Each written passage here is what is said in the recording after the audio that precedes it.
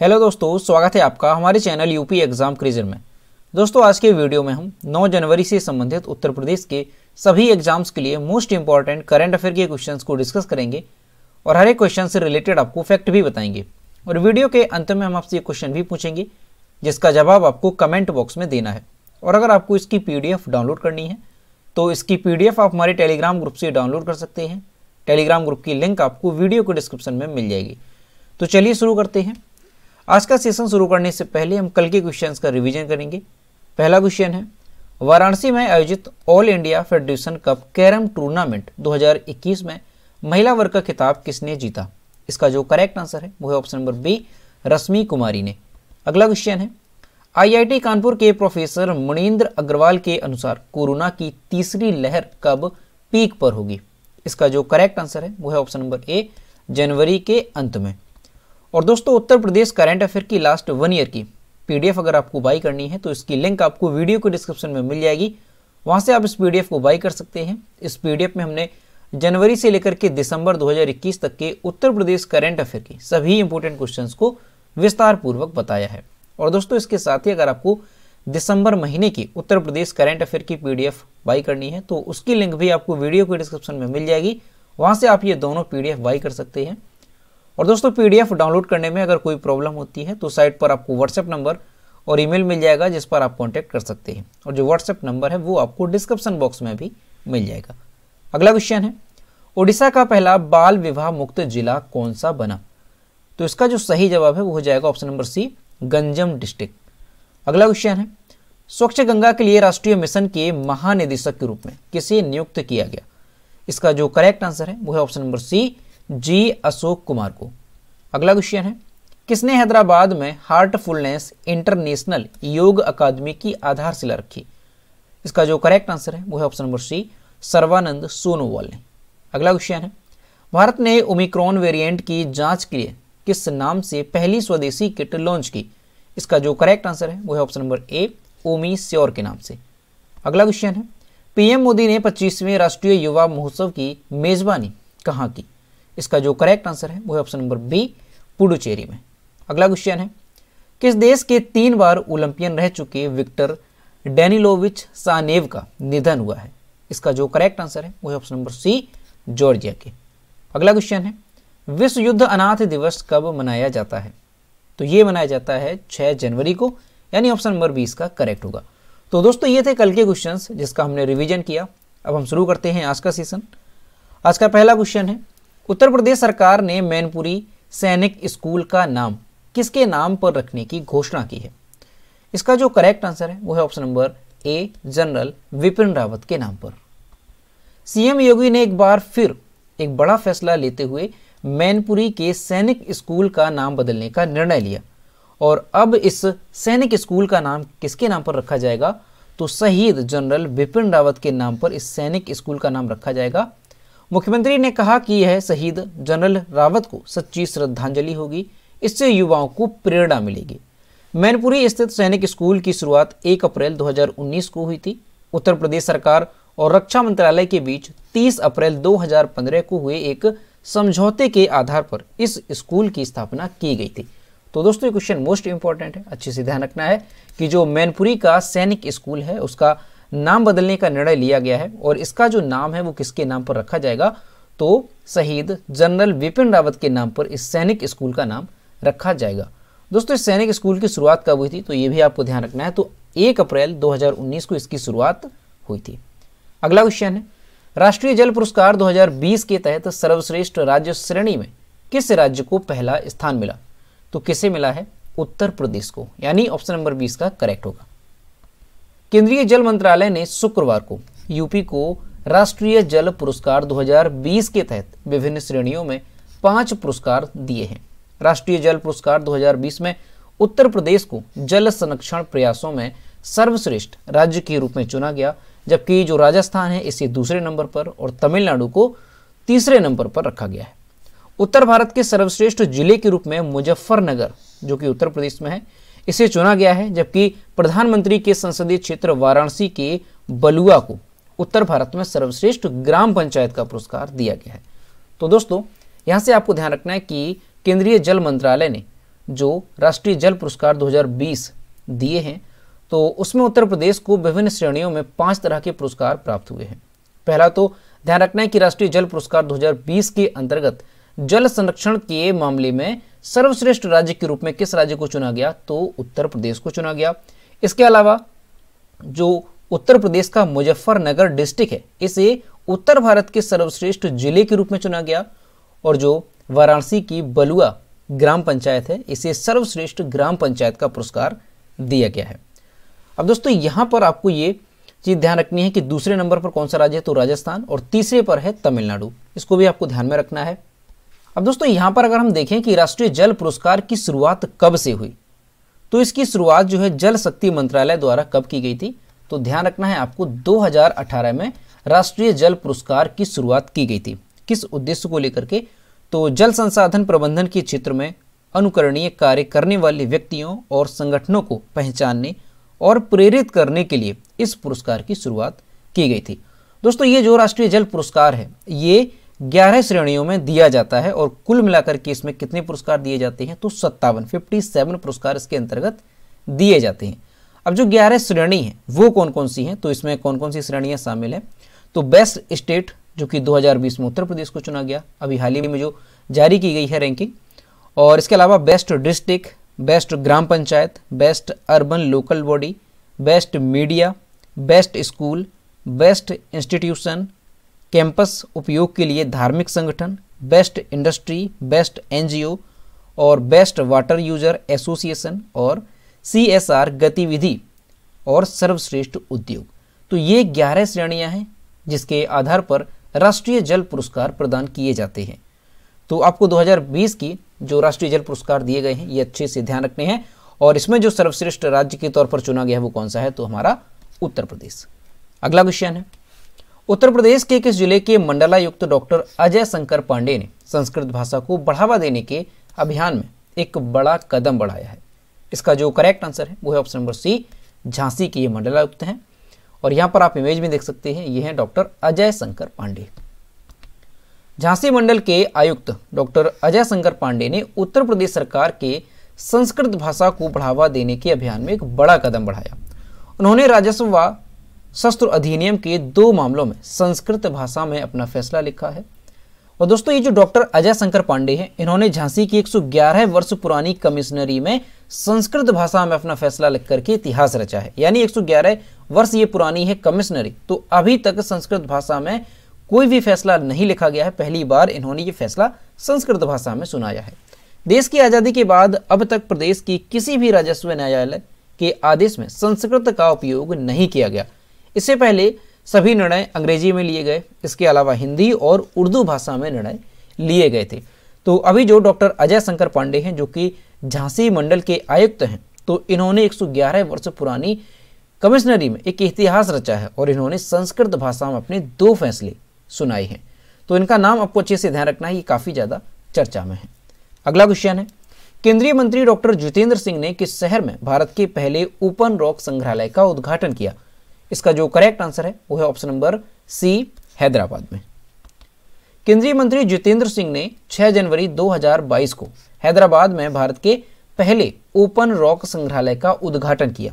विज्ञप्ति में कहा गया कि ओपन रॉक म्यूजियम कई कम ज्ञात तथ्यों के बारे में जनता को शिक्षित और सूचित करने के उद्देश्य से स्थापित किया गया है और इसमें भारत के विभिन्न हिस्सों से लगभग 35 विभिन्न प्रकार की चट्टानें हैं जिनकी उम्र 3.3 अरब वर्ष से लेकर पृथ्वी के इतिहास के लगभग 5.5 करोड़ वर्ष तक की हैं। तो दोस्तों आपको यह भी क्वेश्चन अच्छे से ध्यान रखना है कि भारत का पहला ओपन रॉक संग्रहालय कहां पर स्थापित किया गया और इसका उद्घाटन किसने किया? तो हैदराबाद में केंद्रीय मंत्री जितेंद्र सिंह ने 6 जनवरी 2022 को इसका उद्घाटन किया। अगला क्वेश्चन है, खेलो इंडिया गेम्स 2023 का आयोजन किस राज्य में करने की घोषणा की गई? इसका जो करेक्ट आंसर है वो है option number D, Madhya Pradesh में। मध्य प्रदेश राज्य में खेलो इंडिया गेम्स 2023 का आयोजन करने की घोषणा की गई है। इसकी शुरुआत भारत में खेल संस्कृति को पुनर्जीवित करने के लिए की गई थी। मध्य प्रदेश सरकार ने इसके लिए पहले चरण के लिए 176.59 करोड़ रुपए आवंटित किए हैं, जिसमें अंतर्राष्ट्रीय खेल परिसर के संचालन और रख रखाव के लिए 15.5 5-6 करोड़ रुपए खर्च किए जाएंगे। दोस्तों 2021 की अगर बात की जाए, जो ये खेलो इंडिया गेम्स हैं, तो 2021 में ये गेम्स नहीं हो पाए थे कोविड-19 की वजह से, इसको स्थगित कर दिया गया था। तो 2021 के जो खेलो इंडिया गेम्स हैं वो कब आयोजित होंगे, तो 2022 में ये आयोजित होंगे। कहाँ पर? हरियाणा में इनका आयोजन किया जाएगा।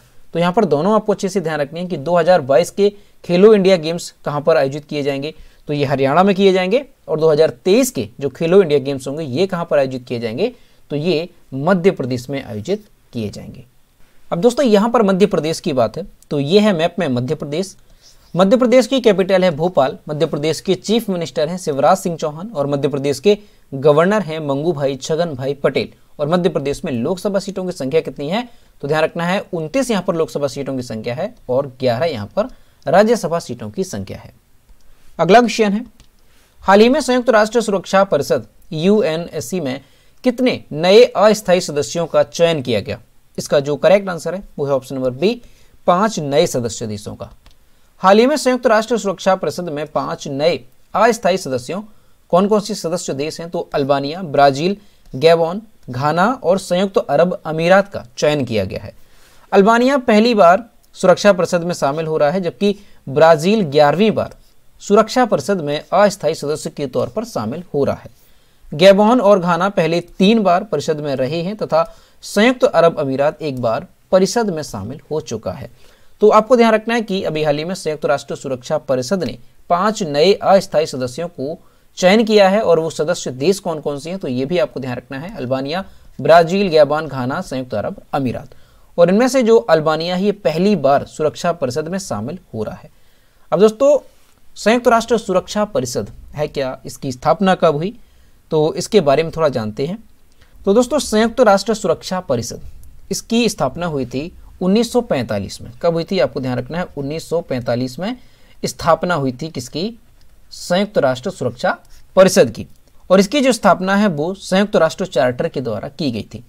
दोस्तों ये जो संयुक्त राष्ट्र सुरक्षा परिषद है ये संयुक्त राष्ट्र के 6 प्रमुख अंगों में से एक है। यानी जो संयुक्त राष्ट्र है इसके 6 प्रमुख अंग हैं।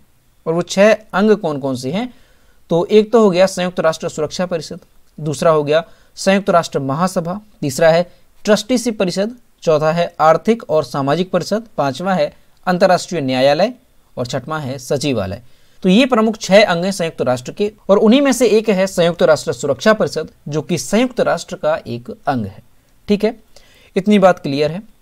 अच्छा, अब ये जो संयुक्त राष्ट्र सुरक्षा परिषद है इसका काम क्या है, तो ये मुख्य तौर पर अंतर्राष्ट्रीय शांति और सुरक्षा बनाए रखने हेतु उत्तरदायी है। इसका मुख्यालय कहाँ पर है संयुक्त राष्ट्र सुरक्षा परिषद का, तो न्यूयॉर्क में इसका मुख्यालय है।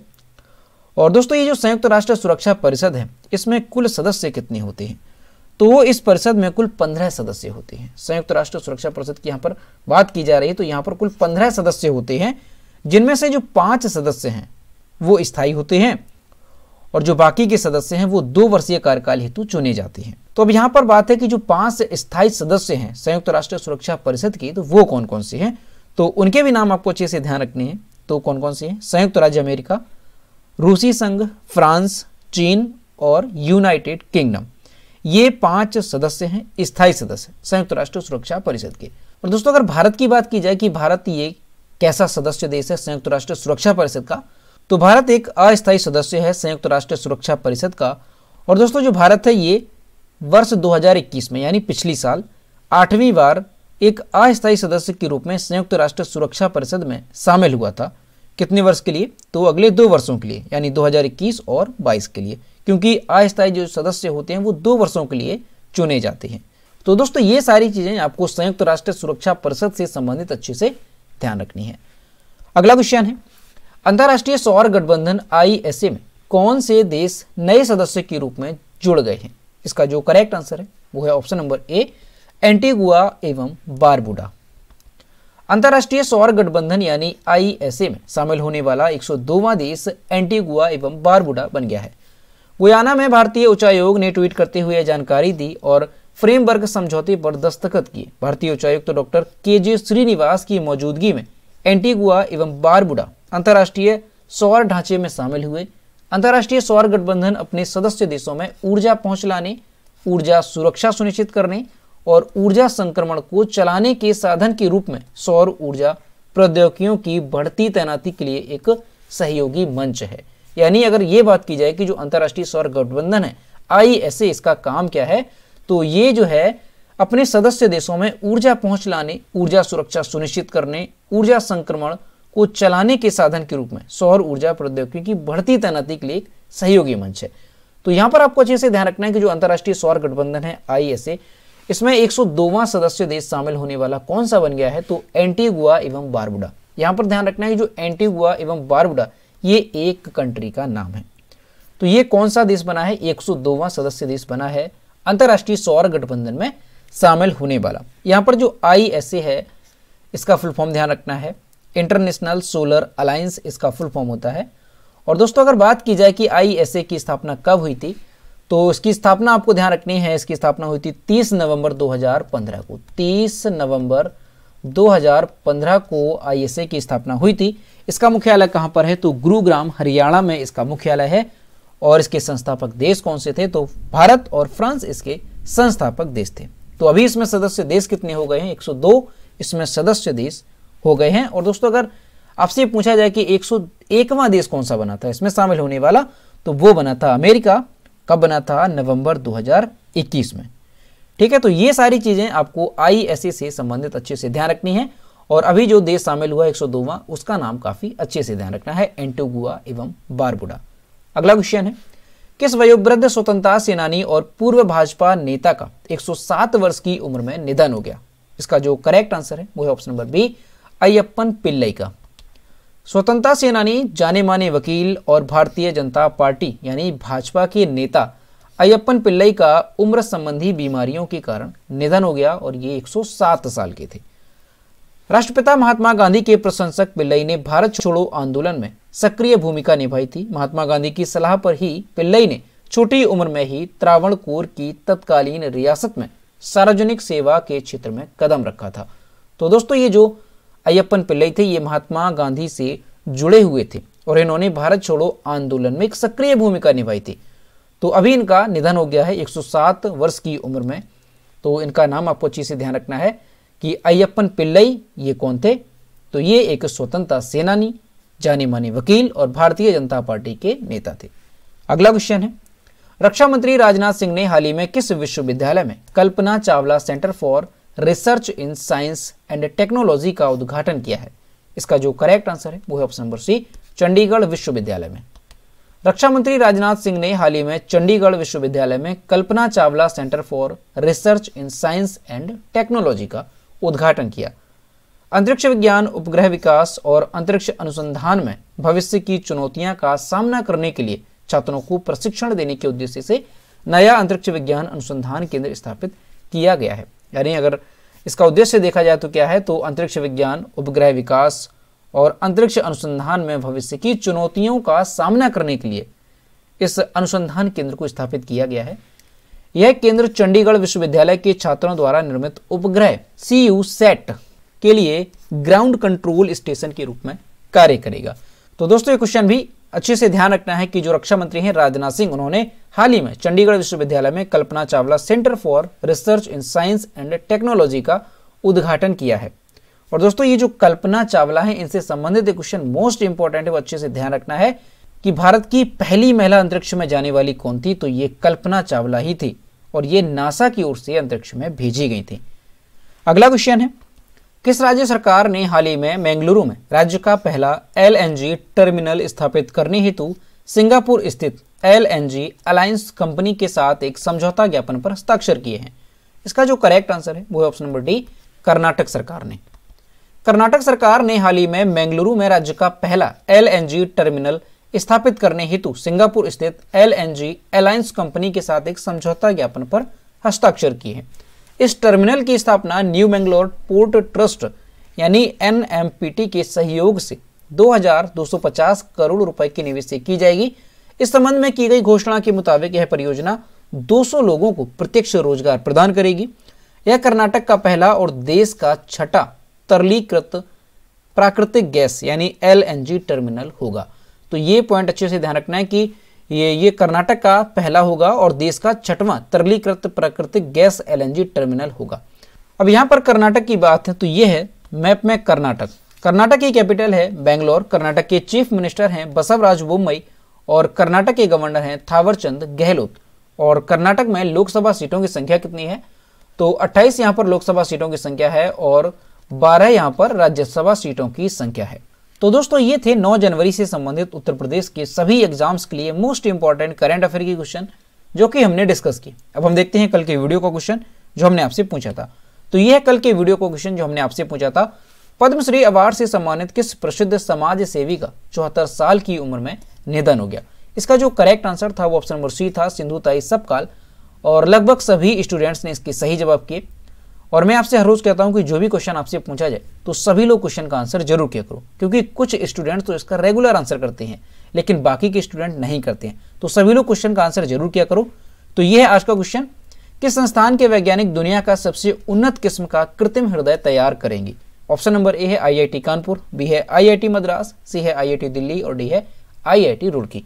तो इसका जो भी करेक्ट आंसर है वो आपको कमेंट बॉक्स में बताना है। तो दोस्तों अगर आपको आज का वीडियो पसंद आया हो तो वीडियो को लाइक करें, अपने दोस्तों के साथ शेयर करें और अगर अभी तक हमारे चैनल पर नए हैं तो चैनल को सब्सक्राइब करना ना भूलें। साथ ही बेल आइकन को भी प्रेस करें ताकि टाइम टू टाइम नोटिफिकेशन आप तक पहुंचता रहे। तो मिलते हैं नेक्स्ट वीडियो में। Thank you.